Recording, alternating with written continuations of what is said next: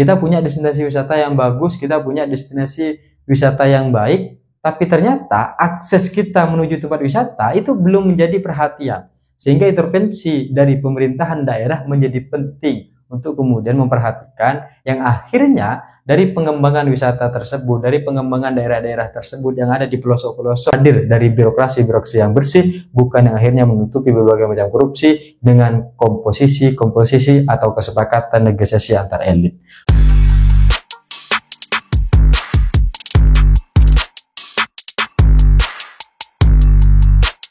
Hai korban ghosting, kita akan selalu mengenang dan kita akan selalu mengingat apa-apa yang kemudian pernah dilakukan oleh sang kekasih.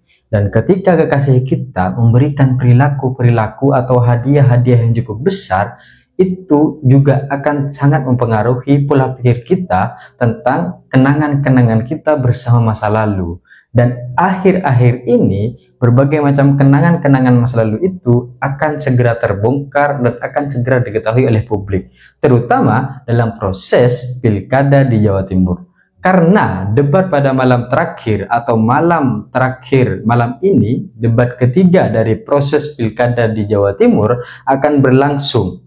Dan tema yang kemudian diangkat adalah tentang infrastruktur dan lingkungan. Maka hal yang paling mungkin diingat oleh masyarakat adalah tentang seberapa banyak pembangunan dilakukan untuk dasar kepentingan masyarakat dan seberapa banyak lingkungan-lingkungan ini bermanfaat bagi masyarakat sekitar, bermanfaat bagi lingkungan sekitar.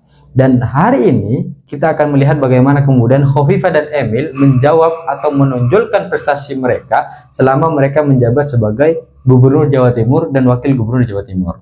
Karena posisi mereka sebagai incumbent, dan ini akan menjadi perdebatan terakhir, proses debat terakhir dalam pilkada di Jawa Timur tahun 2024. Namun hal yang kemudian pasti kita ingat adalah tentang bagaimana kemudian pembangunan ini diberikan dan berdampak pada masyarakat. Kalau pada debat perdana kita melihat bagaimana kemudian pasangan dari Lulu dan Lukman ini menyerang Khofifah soal kasus atau peristiwa atau daerah di salah satu pulau di Jawa Timur, yaitu Pulau Madura, yang mengatakan bahwa sebenarnya Jawa Timur ini menganggap Madura sebagai bagian atau enggak. Madura ini bagian Jawa Timur atau enggak? Itu pertanyaan yang kemudian pernah dilontarkan oleh Lulu. Dan dari hal itu kita harusnya bisa mengaitkan berbagai macam hal tersebut dengan infrastruktur yang sudah dilakukan dan dibangun oleh Khofifah dan Emil gitu.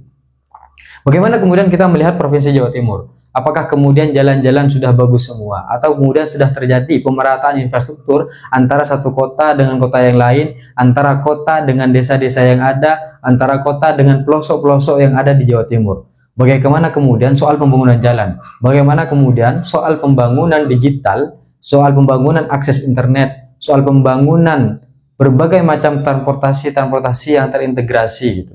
Kita memang melihat bagaimana kemudian program Khofifah dan Emil terkait dengan bus Transjatim. Tapi pada akhirnya bus Transjatim sampai hari ini belum terintegrasi antara satu tempat dengan tempat yang lain, antara satu daerah dengan daerah yang lain. Sehingga ini memang perlu diperbaiki dan evaluasi, sehingga perencanaan yang kemudian disiapkan dari awal itu benar-benar untuk kepentingan masyarakat. Dan dari berbagai macam hal pembangunan yang terjadi, infrastruktur yang telah diberikan, itu tidak cukup berdampak signifikan terhadap kesejahteraan masyarakat yang ada di Jawa Timur. Bagaimana kemudian infrastruktur yang terbangun di Madura akibat dampak intervensi dari provinsi? Apa yang kemudian sudah dibangun? Bagian mana? Pelabuhankah? Infrastruktur jalannya kah? Atau soal apa?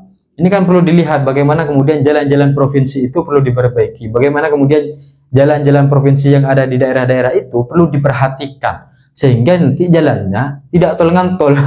Kira-kira begitu. Apalagi terlebih ketika kita bicara bahwa sekarang eranya sudah era digital. Tapi apa kemudian infrastruktur digital yang dibangun untuk pelosok-pelosok daerah? Bagaimana kemudian akses yang dapat diberikan oleh provinsi terhadap masyarakat di Jawa Timur ini tentang akses digital itu? Nah, ini perlu menjadi pertanyaan. Dan bagaimana kemudian lingkungan-lingkungan yang ada atas segala potensi sumber daya alam yang dimiliki oleh Jawa Timur itu dimanfaatkan dengan baik. Kita tahu bahwa Jawa Timur ini punya banyak sekali destinasi wisata. Tapi bagaimana kemudian pengembangan destinasi wisata ini dapat dilakukan oleh pemerintahan daerah gitu. Bagaimana kemudian pemerintahan daerah itu mengintervensi akses yang kemudian menuju tempat wisata, bagaimana kemudian pemerintahan daerah mengintervensi promosi-promosi yang dilakukan, penyebaran-penyebaran informasi terkait wisata-wisata yang dilakukan. Ini nih yang kemudian akhirnya menjadi poin penting untuk kemudian menjadi bahasan. Apa yang kemudian akhirnya selama ini kita rasakan dari kepemimpinan Hovifah dan Emil ketika kita mendengar yang namanya infrastruktur dan lingkungan. Bagian mana yang kemudian telah maju misalnya. Jadi kalau sahabat ghosting mendengar tentang Hovifah dan Emil, ya kan? Hovifah dan Emil ini mendengar misal, apa yang kemudian terbenak atau terbesit dalam pikiran kita ketika kita mendengar yang namanya Hovifah dan Emil terkait dengan infrastruktur dan lingkungan.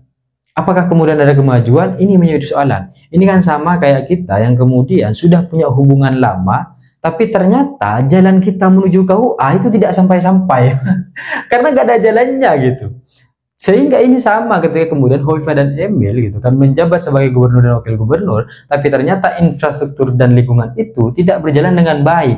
Kita punya destinasi wisata yang bagus, kita punya destinasi wisata yang baik, tapi ternyata akses kita menuju tempat wisata itu belum menjadi perhatian. Sehingga intervensi dari pemerintahan daerah menjadi penting untuk kemudian memperhatikan yang akhirnya dari pengembangan wisata tersebut, dari pengembangan daerah-daerah tersebut yang ada di pelosok-pelosok di Jawa Timur, ini juga berdampak kepada masyarakat yang tinggal di daerah tersebut.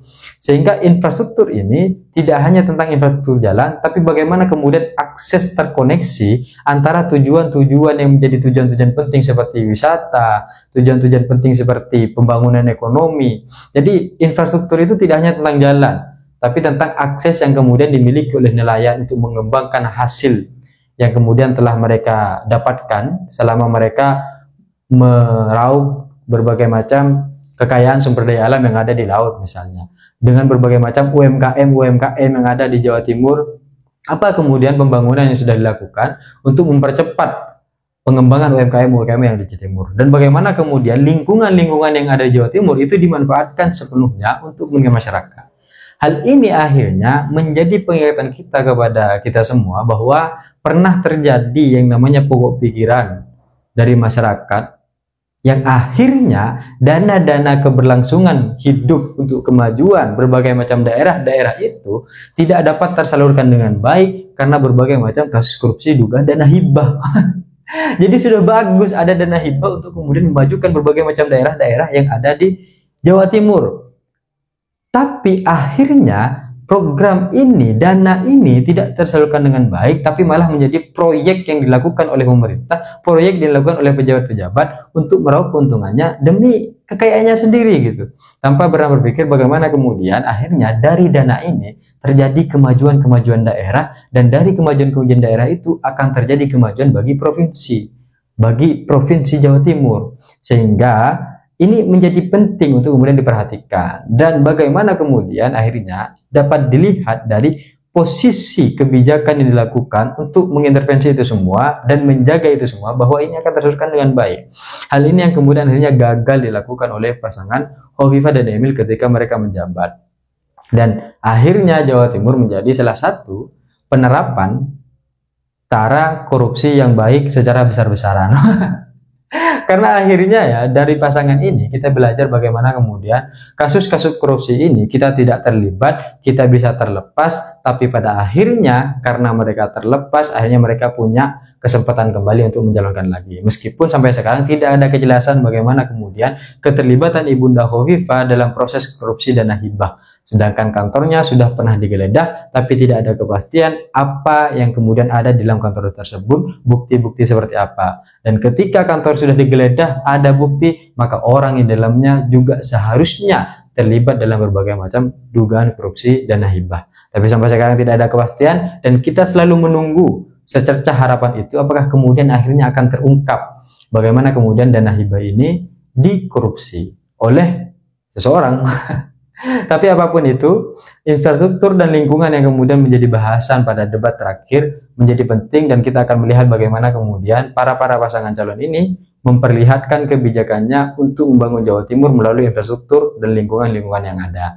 Karena Jawa Timur punya potensi sumber daya alam yang sangat baik sekali, Jawa Timur punya potensi sumber daya alam yang sangat bagus sekali, dan itu perlu dibangun dengan berbagai macam infrastruktur untuk mendorong itu semua, yang pada akhirnya poin penting adalah untuk kemasyarakatan dan kesejahteraan Jawa Timur. Sehingga ini perlu menjadi perhatian. Dan apa yang kemudian dilakukan oleh pasangan Khofifah dan Emil dalam memajukan Provinsi Jawa Timur dengan infrastruktur yang ada atau infrastruktur yang dibangun. Tidak banyak kemudian infrastruktur itu yang akhirnya terjadi, yang akhirnya terbangun ketika pasangan mereka menjabat sebagai gubernur dan wakil gubernur. Sehingga Jawa Timur butuh perubahan, maka perubahan itu harus hadir dari orang-orang baru, perubahan itu harus hadir dari birokrasi yang bersih, bukan yang akhirnya menutupi berbagai macam korupsi dengan komposisi atau kesepakatan negosiasi antar elit.